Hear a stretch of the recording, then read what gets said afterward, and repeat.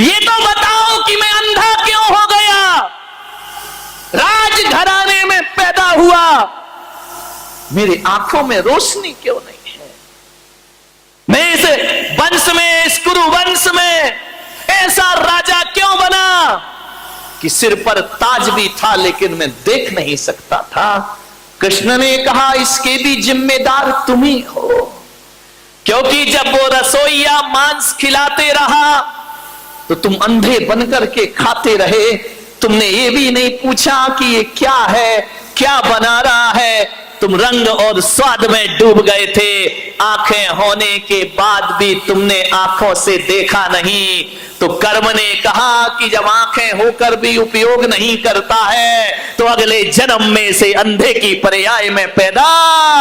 ध्यान रखिए, समझिए कर्म प्रकृतियों को। आंख होते हुए भी आप नजरअंदाज कर रहे हैं तो आपको ये आंखें दोबारा मिलने वाली, इसलिए धृतराष्ट्र तुम अंधे हुए। बोली द्रौपदी की तो आंखें हैं, ये पट्टी बांध कर क्यों बैठी है? बोली इसलिए इसका भी कर्म है, वो जो हंसों का मांस खिलाते रहा वो रसोइया कोई और नहीं, ये द्रौपदी ही है, जो इनाम के लालच में तुम्हें हंस के बच्चे खिलाते रहा। आंखें होकर भी इसने अनदेखा किया, इसलिए आंख होकर भी आंखों में पट्टी बांधने को मजबूर हो गई। अब विचार करिए, रोशनी होकर भी दुनिया नहीं देख पाई गांधारी, ये तुम्हारे ही कर्मों का फल हुआ करता है। मान्यवर ध्यान रखिए, किसी से डरो या ना डरो, मैं तो आपसे निवेदन कर रहा हूं, तुम लोग मराठा हो, महाराष्ट्र में रहने वाले लोग हो, तुम लोग वो व्यक्ति हो बारामती में रहने वालों, बहुत शूरवीर हो, ध्यान रखना, तुम किसी से नहीं डरते।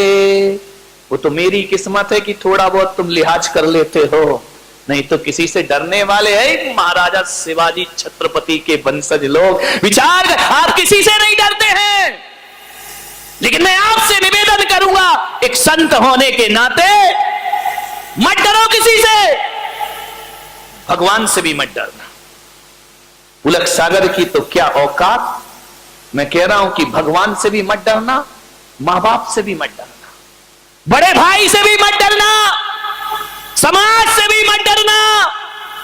लेकिन मैं आपसे एक निवेदन करता हूं कि समाज से, भाई से, परिवार से, बड़े बुजुर्गों से, गुरु से भी मत डरो। नहीं डरना तो मत डरिए, निर्भीक होकर जिए।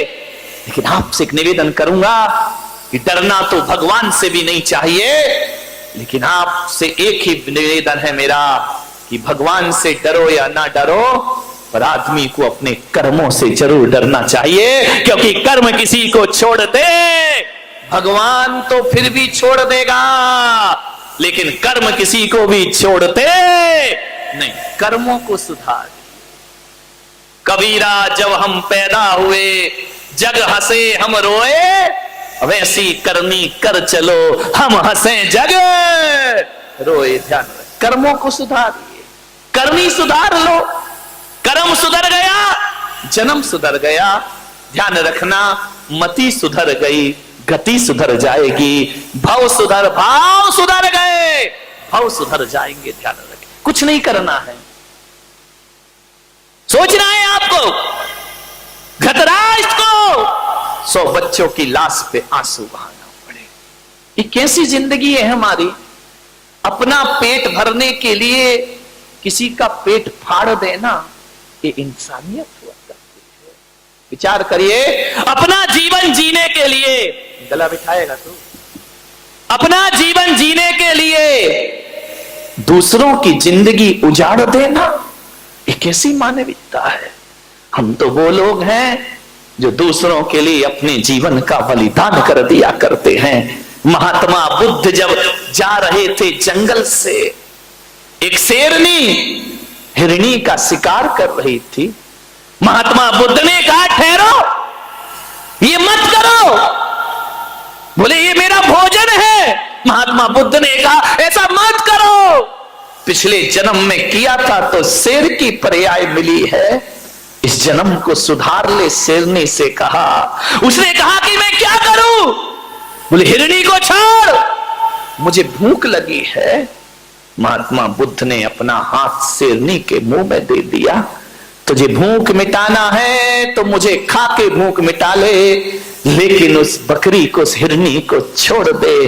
कहते हैं जैसे ही महात्मा बुद्ध ने अपना हाथ शेरनी के मुंह में दिया, शेरनी मुंह फेर लिया करती है कि मैं हिंदुस्तान की और पशुओं की संस्कृति जानती हूं, हम साधुओं का भक्षण नहीं किया करते हैं। ध्यान रखिए, एक जानवर में इतनी अकल होती है, एक पूंछ वाला इतना समझदार है, तो मूंछ वाले को क्या हो गया है? ध्यान रखिए, इसको अकल ही नहीं आती है।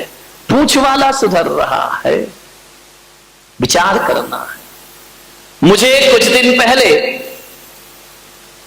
कुरान मजीद भेंट की गई इस बारामती में। मैंने उसका पहला पेज पढ़ा और उसी में एक शब्द आया जो मेरे भीतर को आंदोलित कर गया। पहली लाइन लिखी है कि जगत का कोई भगवान है तो अल्लाह है, खुदा ही भगवान है, दूसरा कोई भगवान इस जगत में नहीं है। मैंने पढ़ा, क्या आपत्ति इसमें? अपने को कोई आपत्ति नहीं, लेकिन आगे की लाइन लिखी कि अल्लाह सब पे रहम करता है। वो लाइन पढ़ के मेरी निगाहें रुक गई कि कुरान मजीद, कुरान शरीफ में कहा है कि अल्लाह सब पे रहम करता है। कुरान की किसी भी आयत में ये नहीं लिखा, आयतों में, कि कुरान अल्लाह केवल मुसलमान पे रहम करता है, ये कहीं नहीं कहा। उसमें तो ये लिखा अल्लाह सब पे रहम करता है, खुदा सब पे रहम करता है, सब पे दया करता है, केवल मुसलमान पे दया करता है। ये तो कुरान की किन्हीं भी आयतों में नहीं लिखा हुआ है। ध्यान रखिए, मैंने पूरा पढ़ते गया। मैंने कहा पढ़ूं तो इसमें लिखा क्या है? हर जगह लिखा है रहम करो, रहमो परवरदिगार, सब पर रहम करिए। और जो आदमी रहम नहीं करेगा, कयामत के समय खुदा आएगा, नेकी करने वालों को जन्नत में भेजेगा और बदी करने वालों को दोजख में जाकर के पटक दिया। जब सब पे रहम लिखा है अल्लाह का, तो पशुओं पे रहम क्यों नहीं मेरे भाई? प्रश्न तो मेरा यहां खड़ा हो जाता है। पशु पक्षियों पर बेरहमी क्यों? तीर्थंकर प्रत्येक प्राणी पे करुणा करते हैं। अवतार पुरुष ने प्रत्येक जीव को जीने का अधिकार दिया है, तो अल्लाह ने भी सृष्टि में सबको जीने का हक प्रदान किया है। किसी की हत्या करने का हक प्रदान नहीं किया है। किसी भी धर्म ग्रंथ में नहीं लिखा है कि आप हत्याएं करिए। ध्यान रखिए, मान्यवर। अमेरिका कहता है कि विश्व एक व्यापार है। अमेरिका का संदेश, विश्व एक व्यापार है और यहां केवल मनुष्य को जीने का अधिकार है। और ऋषि मुनि का देश मेरा भारत कहता है कि विश्व एक व्यापार नहीं, मेरा भारत तो कहता है विश्व एक परिवार है और यहां सभी को जीने का अधिकार है। वसुधैव कुटुंबकम, ये चिंतन है हमारे देश का कि परिवार है, पशु पक्षी हमारा परिवार है, एक इंद्रिय हमारा परिवार है, पेड़ पौधे हमारा परिवार है, सब हमारे परिवार हैं, सबको जीने का अधिकार है। ध्यान रखना, मान्यवर। सोचना है आदमी को क्या हो गया, ऐसी बुद्धि मारी गई 21वीं सदी के इस इंसान की कि टीवी पर देखा संडे हो या मंडे रोज खाओ अंडे। आदमी तैयार हो गया। अब अभी एक चाल और चल गई है, अंडा शाकाहार है। ध्यान रखिए, माथा ठोक लिया मैंने, अंडा शाकाहार हो गया। अरे मेरे भाई बताइए, मुर्गी के गर्भ से पैदा हुआ है, बताओ आपने इंजेक्शन दे दे करके अंडे पैदा कर दिए हैं। अब इतने अंडे हो गए, इतने अंडे हो गए, इतने अंडे हो गए। जितनी पैदावार है उतनी खपत नहीं है अंडों की, लोग उतना खरीद नहीं रहे हैं। तो व्यापारियों ने एक षड्यंत्र रचा। बोले अभी अंडे खत्म कैसे होंगे, पैदा ज्यादा हो रहे हैं, खपत कम हो रही है, क्या किया जाए? तो ध्यान रखना, व्यापारियों ने एक षड्यंत्र रचा कि अंडे को शाकाहार घोषित कर दिया जाए ताकि शाकाहारी कौम भी इसके गिरफ्त में आ जाए। ध्यान रखना है आपको, अंडा कभी शाकाहार नहीं हो सकता है। हां, मैं उस दिन शाकाहार मान लूंगा जब अंडा किसी पेड़ पर लटका हुआ दिखाई देगा, तो मैं कहूंगा अंडा बचाइए अपने बच्चों को।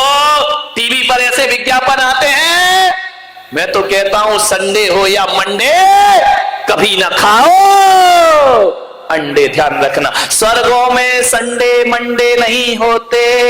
ध्यान रखना, स्वर्गों में संडे मंडे नहीं होते। मुनियों के साथ गुंडे नहीं होते। अहिंसा के हाथ में डंडे नहीं होते।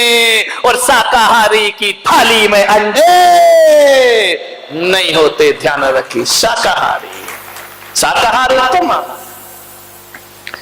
चाल चल रहे हैं। और आदमी इतना मूर्ख है, जो एडवर्टाइज देख लिया वही चाहिए हमको। जैसी स्टाइल, हेयर स्टाइल देख ली, हमारे छोरे तैयार, हमारी भी ऐसे ही होना चाहिए। महिलाओं ने देख ली, मेरी साड़ी उसकी साड़ी से सफेद कैसे, सुपर रेन। ध्यान रखिए मान्यवर, अब वही चाहिए जो टीवी पे देख लिया। अब चाहे उसमें गुण हो, उसमें योग्यता हो, क्वालिटी हो या ना हो, अब तो वही चाहिए। विचार करिए, सोचिए, ऊंचे लोग ऊंची पसंद, माणिक चंद।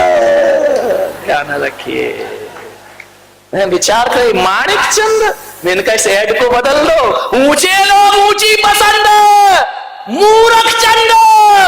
काय का माणिक चंद? ध्यान रखना, कैंसर ले रहे हो, माणिक चंद। क्या विज्ञापनों की दुनिया आ गई, जो भी देख लिया है। मैंने उस दिन बता था, यहां बाल कटे, यहां बाल कटे, बीच में फ्लाई ओवर। ध्यान रखना, क्या दशा है। बाल कटा लिए घूम रहे हैं। अब भाई टीवी पे देख लिया, वो प्रोफेशनल लोग हैं। अब बताओ, गोविंदा ऐड करता है, काय का नवरत्न तेल, जिंदगी में रामलाल ने लगाया नहीं होगा, सूंघा भी नहीं होगा, उसे पैसे मिल रहे हैं, तुम्हें क्या मिल रहा है? ध्यान रखना मान्यवर, विचार करिए, विज्ञापन की दुनिया में ज्यादा मत भागो। एक बात याद रखो, मुझे समझ नहीं आता है विज्ञापन किसका होता है। बोलो किसका होता है विज्ञापन? बताओ सेठो, काय का ऐड होता है? जो माल कचरा होता है। ध्यान रखना, बड़े बड़ाई ना करें, बड़े ना बोले बोल, वो हीरा मुख से ना कहे लाख हमारा मोल। ध्यान रखिए।